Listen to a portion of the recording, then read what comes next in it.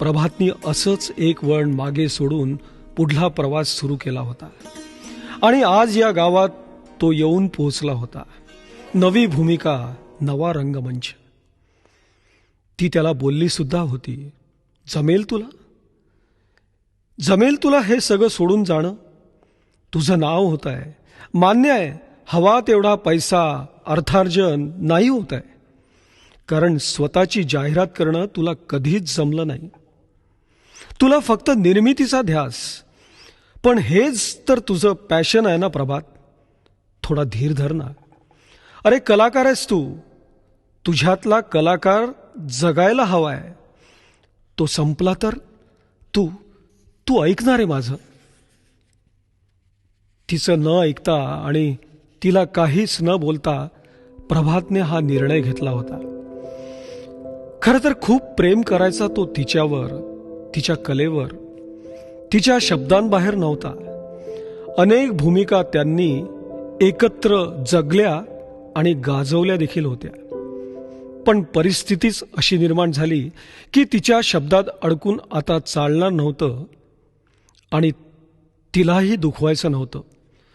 म्हणून गार्गीजवळ त्याने तिच्याकरता एक पत्र दिलं.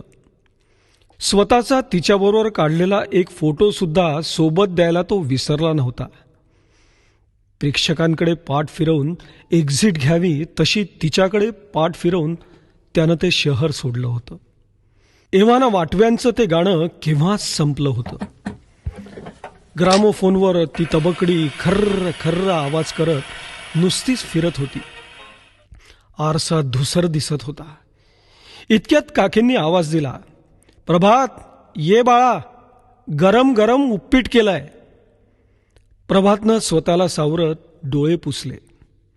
रंगमंचावर डोळे पुसताना मेकअप खराब होणार नाही ही काळजी घ्यावी लागते, प्रेक्षकांच्या न कळत.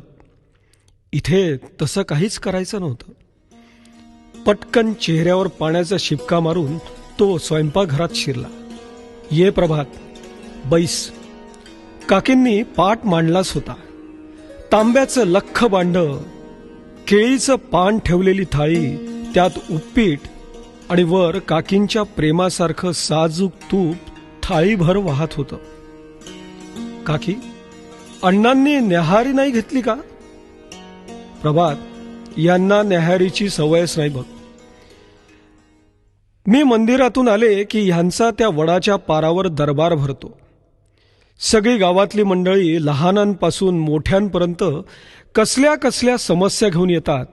मग यांच्याशी चर्चा करतात. त्या सावळ्याचं नाव घेत समस्या निवारण होतं. हा गावकऱ्यांसोबतच ह्यांचाही विश्वास आणि हो माझा पण खरं. हिरवं कंच नऊवार नेसलेल्या, कपाळावर ठळक कुंकू लावलेल्या काकी अगदी सहज बोलत होत्या. तरतरीत नाक, घारे डोळे, गव्हाळ रंग, मानेवर रुळणाऱ्या केसांची अंबाड्यासारखी गाठ, त्यात अनंताचं एकच फूल शोभून दिसत होतं. ह्या सगळ्यांवर त्यांचा तो मधाळ आणि प्रेमळ आवाज. खरं तर अण्णा आणि काकी ह्यांचं प्रभातशी रक्ताचं असं काही नातं नव्हतंच. मुळातच प्रेमळ असणाऱ्याला नात्याची गरज काय? आणि प्रत्येकच रक्ताचा नातेवाईक प्रेमळ असणं हा तरी कुठे नियम आहे? असो. बघता बघता दिवस कल्ला. गावातली अशी शांत संध्याकाळ प्रभात पहिल्यांदाच अनुभवत होता. शहरात असताना कट्ट्यावर चहा, नाटकाच्या तालमी, एखाद्या कथानकावर चर्चा ह्यात कशी निघून जायची ते कळायचं पण नाही. कधी जग जिंकायला निघाल्याचा आनंद, तर कधी सर्वस्व गमावल्याचा मनस्ताप. यशस्वी कलाकाराच्या भूतकाळात डोकावून स्वतःचं भविष्य बघण्याच्या नादात स्वतःचा वर्तमान कुठे जातोय याचं देखील भान राहायचं नाही. असे दिवस तरी किती काढायचे? कधी संधीची वाट बघायची, तर कधी संधी निघून गेलेली असायची. पण तिला मात्र प्रभातवर विश्वास होता. तिचं स्वतःचं भविष्य तिने प्रभात सोबतच रंगवलं होतं. तिला माझं पत्र वाचून काय वाटलं असेल हा प्रश्न प्रभातच्या डोक्यात आला आणि तिकडे मंदिराच्या घंटेचा नाद झाला. प्रभात राधाकृष्णाच्या मंदिरात पोहोचला होता. कृष्ण काळ्या कातळ शिळेतून घडवलेला होता, पण राधा पांढऱ्या स्वच्छ संगमरवरातून. समोर तेवत असलेल्या समया मूर्तीच्या तेजानंच प्रकाशमान झाल्यासारख्या भासत होत्या. खरं तर तेजानं तेजाला काय उजळावं? त्या दिव्य दर्शनानं उजळतं ते आपलं अंतःकरण, आपलं अंतर्मन. नकळत प्रभातची नजर त्या कृष्णावर खेळली आणि आपल्याच तंद्रीत त्याचा डोळा लागला. नव्या भूमिकेत शिरताना स्वतःचं अस्तित्व विसरून त्या पात्रात शिरावं लागतं. त्या पात्राचा आकार, रंगरूप स्वतःला देणं म्हणजेच भूमिकेत समरसून जाणं हे कळायला नाट्यशास्त्राचा अभ्यास करायची खरंच गरज असते का? प्रभात तेच करत होता. पण स्वतःच्या नकळत त्या गावात पाऊल ठेवल्यापासून आपल्या भूतकाळाला विसरून हा वर्तमान त्याला जगायचा होता. स्वतःच्या कर्तृत्वावर इथे रोज नवा प्रवेश, नवी पात्र, प्रेक्षक जरी नसले तरी टीकाकार असणारच होते. प्रॉम्प्टिंग करायला संहिता तरी कुठे होती? कारण हा ह्या नाटककार कलाकाराच्या आयुष्याचाच, नव्या आयुष्याचा नवा प्रवेश होता. सकाळी सकाळी काकींच्या ओव्यांनी प्रभातला जाग आली. उगवला नारायण लाल शेंदराचा खापा, फुले अंगणात चाफा. उगवला नारायण आला पहाड फोडूनी, दिले सुरुंग लावणी.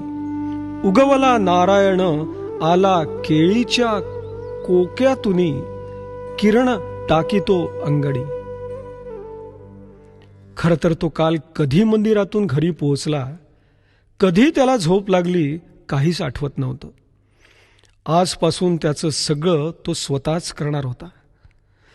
काकी खरं तर तसं करू द्यायला तयार नव्हत्या, पण खूप प्रयत्नांनी त्यानं त्यांची समजूत काढली होती. आज त्याच्या नोकरीचा पहिला दिवस. आज पहिले ऑफिसला जाऊन मग त्याची साईट व्हिजिट होती. प्रभात मुळात आर्किटेक्ट होता. नाही म्हणायला सुरुवातीला त्यानं त्या क्षेत्रात सुद्धा काम केलंच होतं, पण त्या नाट्यवेडानं झपाटल्यासारखा तो झाला होता. तसंही नाटक म्हणजे एक नशा असते, एक कैफ असते. एक केलं की दुसरं, मग तिसरं. कधी तो नट त्या नशेच्या अधीन होतो हे सुद्धा कळत नाही. पण आता प्रभातचा तो भूतकाळ होता. टापटीप तयार होऊन अण्णा आणि काकींचे आशीर्वाद घेऊन तो बाहेर पडला. समोर गाडीवाला आपली गाडी घेऊन तयार होता. राम राम पाहुणं. राम राम. पण तू कसा काय पोहोचलास नेमका? पाहुणं, काल रातच्याला तुम्ही मंदिरात गुमान बसला होता, तेव्हाच अण्णा बी तिथं आले होते. त्यांनी मला समद सांगितलं, तुम्हासनी त्या गावातल्या देवदर साहेबांच्या ऑफिसात सोडायचं आहे ना, चला बसा की. प्रभातला अण्णांचं कौतुक वाटलं. किती काळजी घ्यावी एखाद्यानं. गावचं पाणीच वेगळं. प्रभातनं त्या गाडीवाल्यानं पुढं काही बोलण्याआधीच प्रश्न टाकला. इतकं आपुलकीनं बोलतोयस, सगळं प्रेमानं करतोयस, तुझं नाव तर कळू दे. मग पुढं काय बोलायचं ते बोल. मनापासून त्याला हसू आलं. पाहुणं, माझं नाव इठ्ठल. इठ्ठल नाही रे, विठ्ठल. हा तेच, त्या पांडुरंगाचं नाव आहे ना. कोणी इठ्ठल म्हणताया तर कोणी इठ्ठल म्हणताया. महाबापूस नाव घेतच वैकुंठास पोचला पाहुणं. पाहुणं, पण देवदर साहेब लई झ्याक माणूस बरं का. ह्यो गावात काय बी मोठा उत्सव असना का, साहेब मोकळ्या हातानं मदत करतायत. देव बी तर मग आशीर्वाद मोकळ्या हातानेच देतो की त्याचनी. तुम्ही तिथं कामाला म्हणजे पावलं की पाहुणं. एका प्रशस्त बंगलीसमोर विठ्ठलनं गाडी थांबवली. प्रभात त्या बंगलीकडे निरखून पाहत होता. त्याचं लक्ष वेधून घेतलं त्या बंगलीच्या नावानं, देवघर. काहीसं वेगळं तर जाणवलंच, पण एक प्रश्न सुद्धा चमकून गेला. ज्या वास्तू देवधर साहेबांचं घर आणि ऑफिस असं एकत्र, त्या वास्तूचं नाव देवघर असो.